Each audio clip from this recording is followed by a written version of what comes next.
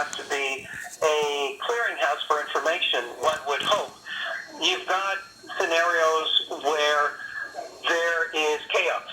That is the collapsed highway. And then you've got a layer of different command centers from the police department, fire department, state patrol, MARTA, Georgia Department of Transportation. Think of all the agencies involved in putting this puzzle back together.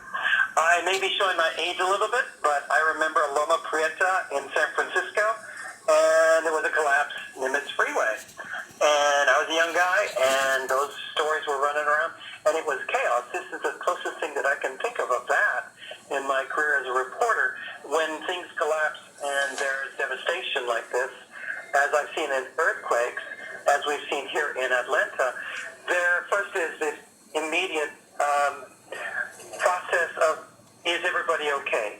Next is, now what do we do to bring back our infrastructure? Now what do we do to contain it? And so I think it's a fair assessment of the situation that you've got the mayor, you've got the police department, you've got the fire department, you've got probably the emergency management agency all involved, trying to understand what the next step is, because this is a major metropolitan area with millions of people and hundreds of thousands of commuters impacted by this. But what I can say about traveling from the behind the scenes is it's a mess all over Atlanta right now. Trying to get closer to I-85, it's not happening. The back roads, of course, are spilling over, so lots of problems on the road. Be patient, everybody. Be patient.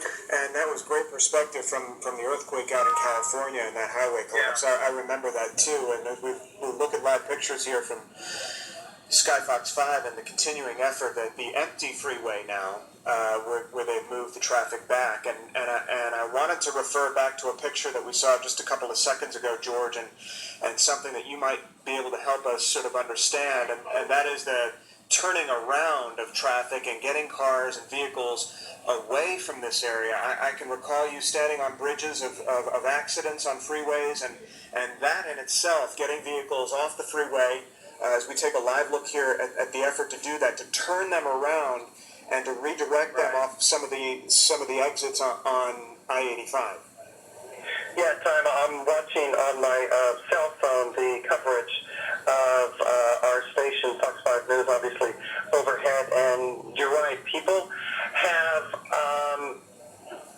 dare I say, irrational decisions when they're caught in a chaotic situation, and I urge people to be patient. Don't get caught up in the chaos. Don't get caught up in the anger. Don't get caught up in any kind of road rage. It's not what's needed right now.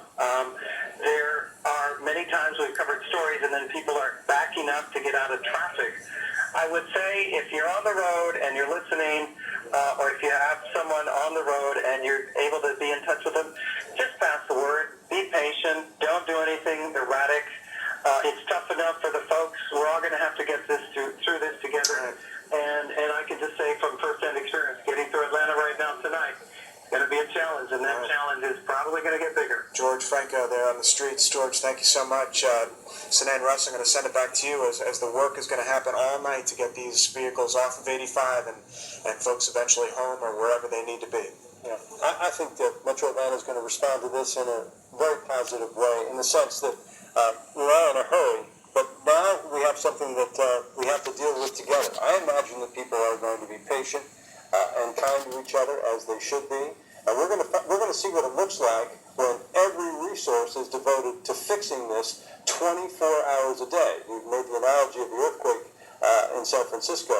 There was damage everywhere. Here, it's very isolated, and they're going to get on this, and they're going to be lights up overnight, and they're going to fix this as fast as they can, and we're going to cover it for you every step of the way, including how we respond from a logistical standpoint to getting around this mess. Absolutely.